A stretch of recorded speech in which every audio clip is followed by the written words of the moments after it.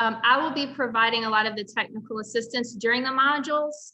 And I'm just going to take some time today to go through Google Drive, Google Docs, the Google functions that we're going to be using that we've already used in Module 1, and really to answer any questions that you may have regarding Google and any needs, any things that you don't understand.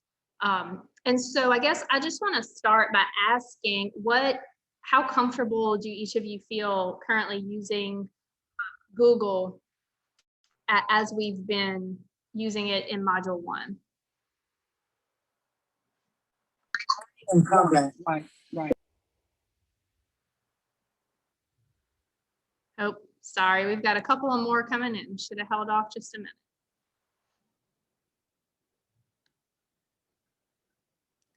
Good morning, if you're just coming in.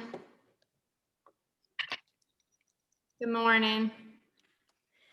So we're just getting started.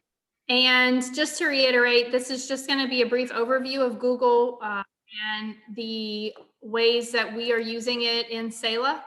And I'd just like to start by trying to get an understanding of what you feel your current competency level is with Google in the way that we used it during Module 1.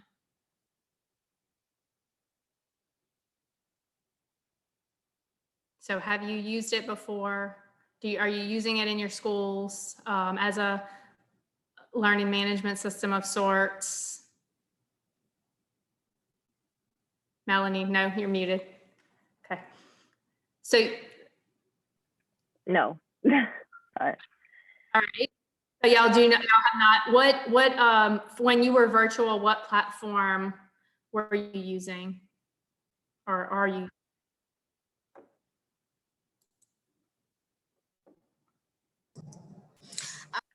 In Zoom mostly.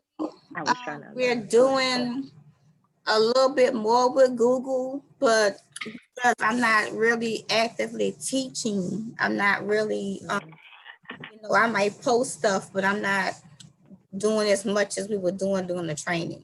So that's why I'm figuring everything out. Okay. And Marcy said just here for make sure you don't miss anything. And I find, and I don't know, for those of you that have never used it before, Google is very intuitive. I find it's pretty user-friendly from an educational standpoint. I've used in the past when I was in the classroom and administration, I use Moodle. I actually prefer Google Classroom and the Google applications over Moodle or over Microsoft, and that's my own plug. So anyway, the point is, we're having to do this virtually, but I hope that as you use some of these different Google applications, that's something that maybe you are able to take back to your schools and use in professional development or in your SELA, social emotional learning programs going forward. So I'm going to go ahead and start the structure of today. I have a short PowerPoint that I'm going to go through just with an overview of Google Suite, and the different applications that we are going to be using in SELA. And then I'm just going to pull up some actual forms and documents just to show you some of the things that you may want to do as far as downloading it, copying it. And if you don't have a Google, which you don't need, and I'll go over that, I can also help you with setting that up. You don't need to have a Gmail to set up a Google account, so I can work through that with you individually at the end. Any questions before we get started? Okay, so I'm going to share my screen.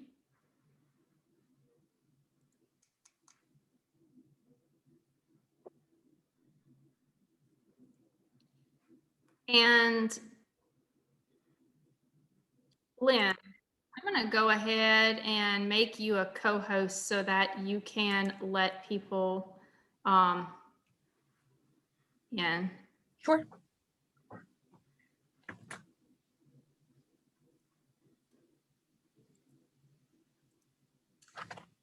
All right, so you should see in just a second. Google 101, how to navigate the tools for DOE SELA. Anyone not seeing that? Okay. A lot of this was learn on the fly if you've never used it before, but again, I think Google is very user-friendly. And if you mess up, you can always close out and go back to a link. One of the things that I like about using the Google Suite products online is that everything saves automatically. And so you don't have to worry about that losing everything that you've typed in if you're working within your Google account. So just an overview again, and you all have seen this already. Where will I receive information about each module? So all of the documents that are needed for each of the SELA modules will be emailed to you in a link 48 hours in advance of your session. And some of these links may also be found on the website. And the files that are going to be used primarily will be in the form of Google Doc, which is just the Microsoft Word version of Google, Google Forms, and Google Sheets. And Sheets is the Excel version. So if you've used Microsoft Word and Microsoft Excel, the functionality is very similar. Do I need a Google account? The answer to that is no. You do have the access to download the files that are shared as long as you have access to the link. However, if you do want to create a Google account to save these files into that drive that can then be accessed from anywhere because it's cloud-based, I can help you work through that process as well. You can use any email to create a Google account. So for example, my Google account is using a Yahoo email address. So you don't have to create a whole new email. You can set it up with your school system email address. And I know that was, Janelle, I think that was a question that you had as far as getting it set up with your school system email. So that's not a requirement, but if it is something that you want to do to just easily transfer these files that we're sharing with you into a place that you can access from school or home because it is saved to the cloud, you're welcome to create an account or use your Google account. So the first thing we're going to go over is Google Forms. And again, after I finish with this brief PowerPoint, I'm going to show you this in real time, what this looks like and what you can do with it after you complete the form, some of the accessibility that you will have. Throughout the SELA trainings, you're going to be provided with links for Google Forms for a variety of activities. It's really simple. You fill in each question as prompted and you submit it when you're complete. None of the links should have a sign-in or should require a Google account. If that ever comes up, just let one of your trainers know and they can fix that in the settings. So it should be accessible to you whether you have a Google account or not. And just to note, and I know the trainers discussed this and went over it, but some of these forms, some of your prompts are not meant to be submitted until the end of the session. And so just be aware of that. So what you'll want to do is just keep those forms open in a separate tab on your device if it's something that you should concurrently with the session. If not, it'll be something that will be sent to you at the end of the session. Now there is an option which I will show you for viewing responses. There will be some situations where we want participants to see other participant responses. And so that will be, if that's the case for a particular activity, then that will be accessible to you after you submit the form. So you'll see some options for see previous responses. You may see an option to edit your response. You may see an option to submit another response. And so all of that is just going to be dependent upon the activity and the settings that the trainers have enabled on that particular form. Now, downloaded files. So this is what you're going to use if you don't have a Google account and you want to save the files. So if you want to take your participant guide and download it to where you have it saved to your computer, and I'm going to go over how to do this. But you do have an option to download a personal copy of all the files that are sent through the folder link. And by files, I'm speaking of the docs or any spreadsheets. And the way you do this is click on the shared folder name, and you can see an example of this on the screen. A drop-down box will appear. You're going to click File Download, click Download, and then it's going to download that file to a zip file on your computer. You can then open the zip file and use that as your personal copy for taking notes. So you have the option to either work in the participant guide in Google or download it to your computer. And you can do that at any point in time. So you can be working online, and if you just decide you want to download it, it'll download all your responses that you've put in thus far.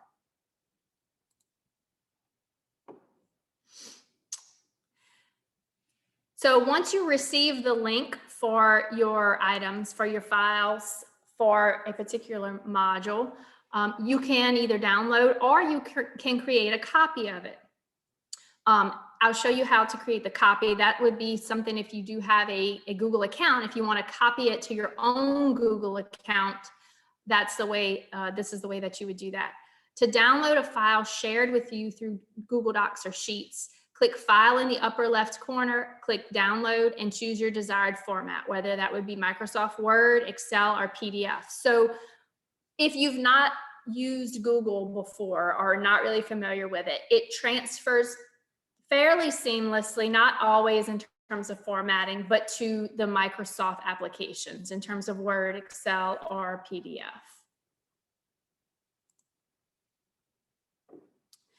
And again, to copy a file into your own drive. So if you have a Google Drive that you want to keep working in the Google format, you again go to File in the upper left corner, click Make a Copy. You would rename the file and save in a desired location. So I'll backtrack just a second. Why are we doing all this? And it's because we are sharing these documents with you online, but we don't want everybody writing in the same document. And so you either have to download it, make a copy of it in order to be able to put your information in there and have it be yours. Google does have the capability for sharing documents and files for collaboration, but that's not something that you'll necessarily be doing in this particular training. There is if you want more information on Google Drive, and I will drop this in the chat, there is a manual that you can use that pretty much goes over everything. I'll try to get it in the chat. Everything that I just went through and even a little more. I'll put it in eventually. It's not wanting to come up right now. But where you can find more information on Google Drive and the different Google applications and how it works with some more instruction. Any questions thus far? Were there any issues that you ran into in particular on Tuesday or Thursday of last week using Google?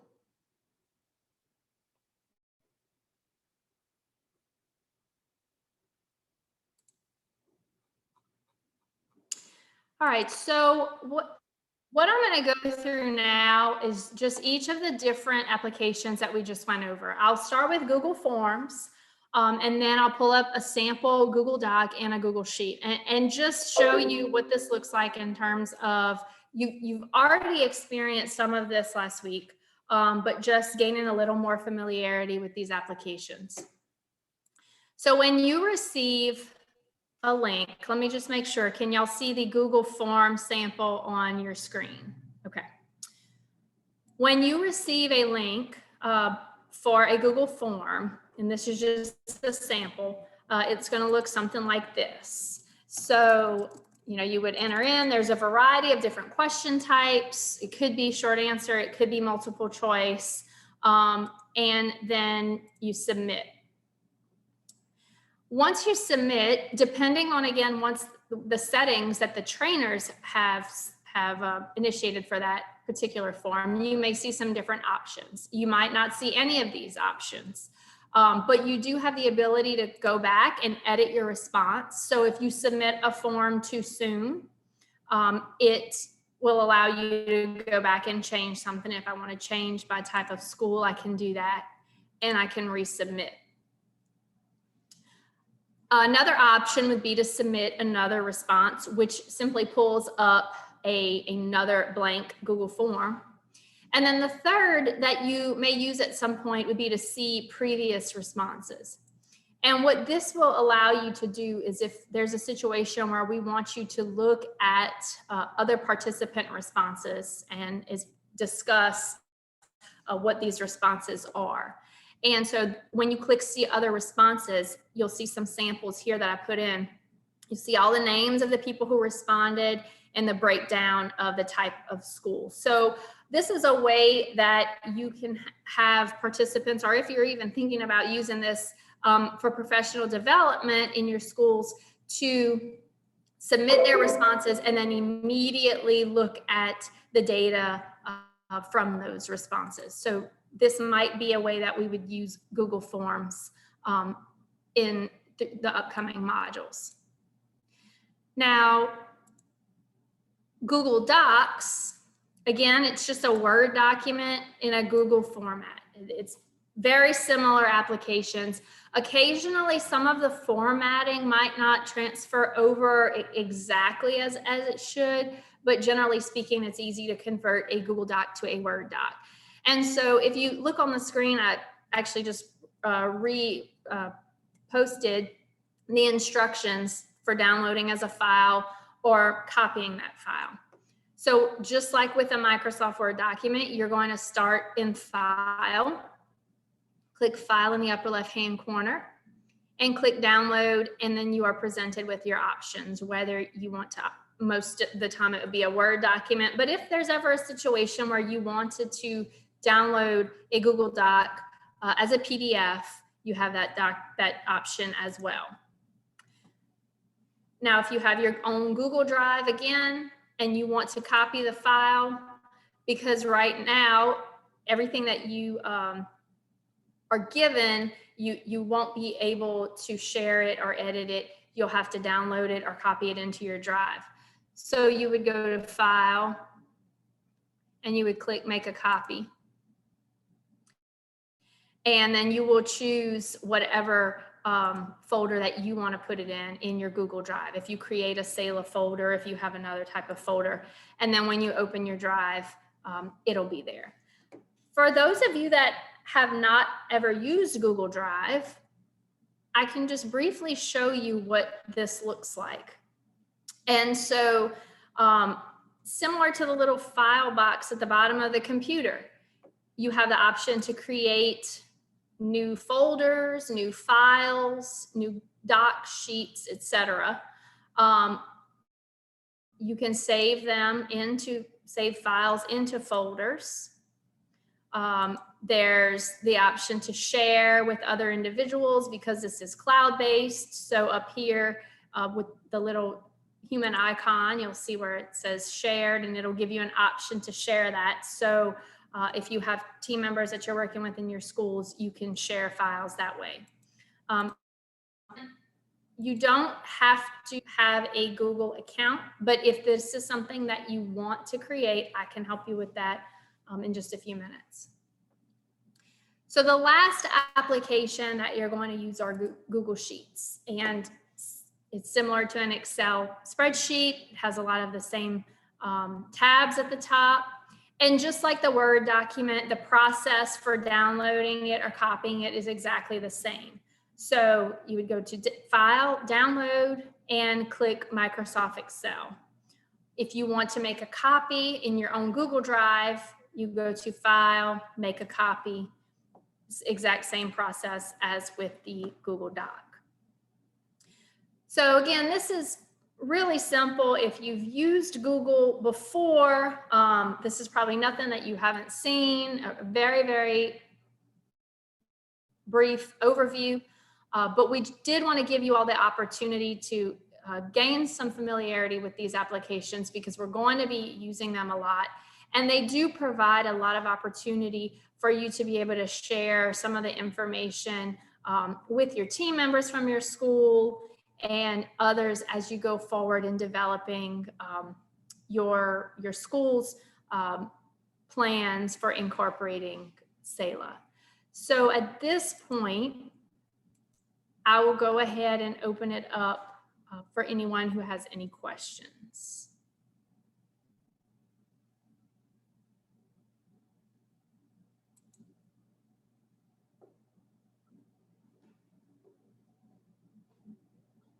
Or needs any assistance.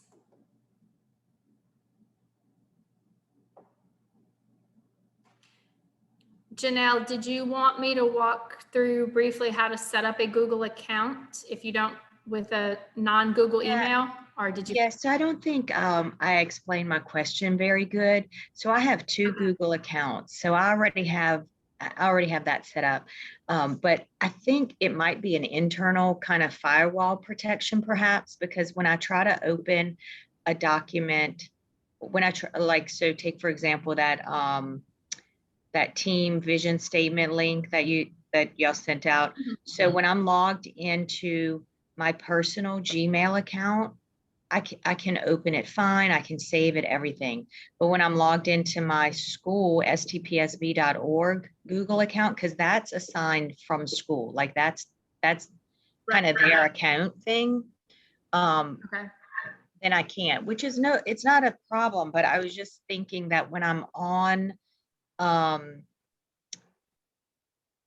the email, it's showing up as my personal email. So maybe I just need to go in and change it to my school board email. So maybe that's more my question, because I can check with our IT department and see if it's something on my end, and if it is, that's fine. I can just use my own Google account. So is there a way to change my email and then I guess that would be the only thing. I could just use my Gmail, my own email, I guess. So, and Lynn, you might want to jump in on this one. So when you registered for SELA, did you use your personal email with? I don't think I did. I think I did my school board, because that's where I'm getting all my emails from you guys. Because I'm going to assume that it must be it's a firewall issue of some sort, because these links that we send are designed to be opened by anybody that has the link. So it shouldn't. Yeah, because when I try to open it on the school board from that, it gives me a request access denied. You need to request access. So I want to save the things, I want to make a folder like you were saying and all that. So I think for me, my best bet would just be to use that Google account that I already have. And then, yeah, and I'm getting all the emails, so that's fine. And you could even try saving it or, copying it to your personal Google account and then sharing it with yourself, with your school board account. And yeah, that's true. If that works. Yeah, because that's another thing to point out is once you make a copy or save these things into your own Google account, then you can share it with anyone. So again, for collaboration, if there's things that you want to send to other members of your team, that becomes your document and you can then do with it what you wish. Okay. Yeah, that's what I'll do. That makes sense. Yeah, that makes sense. Sometimes I have a hard time navigating though when I'm on the Zoom call, like, and I'm listening, and then you'll drop a link or something. And then I'm like, okay, I know you know, a little older, but I'm like, okay, then I try to click on the form and then I'm like, wait, we have 5 seconds left or whatever it is. So that's why I wanted to make sure that I'm in the right account so I can open the things that y'all are sending and then kind of get to them quicker. So I think this is fine. I think it's I think that's all it is really. So thank you for that. You're welcome. And I, this is not really a Google suggestion, but I don't know how many of you use split screen on your computers, but I find in trainings, if your computer has the capability of doing it, that when I'm in a Zoom and I'm having to work on a document at the same time, if I just do a split screen where half of my screen is a Zoom and half of my screen is a document, it avoids having to Yeah. toggle back and forth. How do you do that? Okay, so I don't know if I can share my screen, if it'll work. And actually, but this will help me. I have a meeting that I'm hosting in like an hour, and that's always a hard thing too, because I'm screen sharing my PowerPoint, and then I'm trying to get to this form, and then it's a lot of manipulating, and I don't have the Zoom. We didn't purchase the Zoom package where you can do like a webinar type. So it's literally a Zoom meeting. So I have like literally like 60 people in the training, and then you're trying to navigate all that. So yeah, the split screen would probably work, but would I maybe just go to my tools or settings on my actual computer?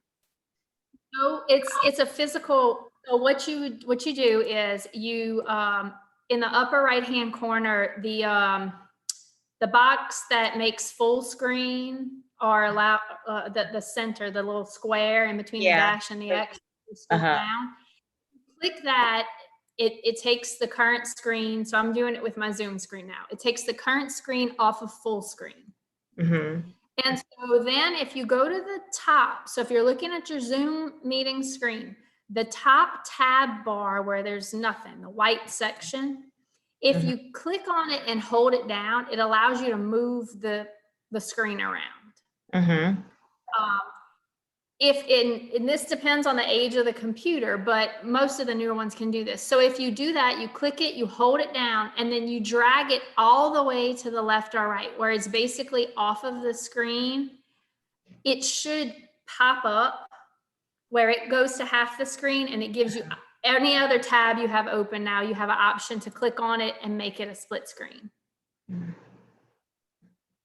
Okay. And I don't know how it once you do it one time, if it can handle that, but you take that reduced screen and you drag it all the way to the side. It could be left or right, like you're trying to take it off the desktop, and then it pops the half screen. Okay. Yeah.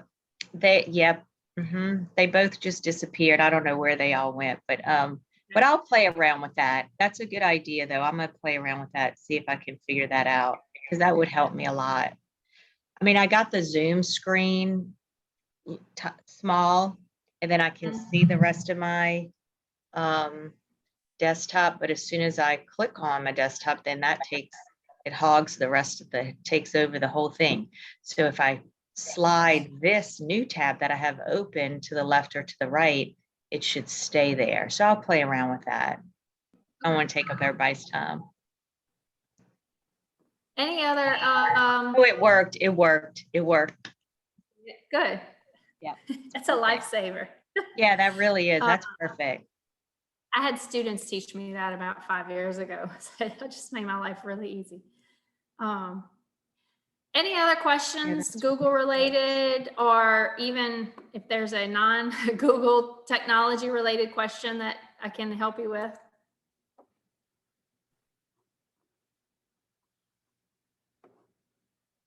Anyone else have trouble accessing the Google links through through your Google account or trouble getting them open?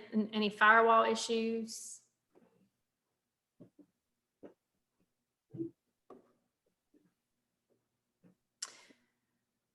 All right, well, I appreciate y'all popping in. Like I said, I will be there. I'm your tech support during these modules. And so just as we said in module 1, if you do have any issues that come up throughout the session, you can message me or any of us that have LSU or SREC by our screen names. And if that particular LSU personnel can't help you, they'll get it to me and I can help try to figure out. Lynn Livingston, who's also with us at LSU, can help facilitate some of those tech needs or issues that may come up. All right, well, thank you all. Have a great Wednesday and we will see you next week. All right, thank you. Okay.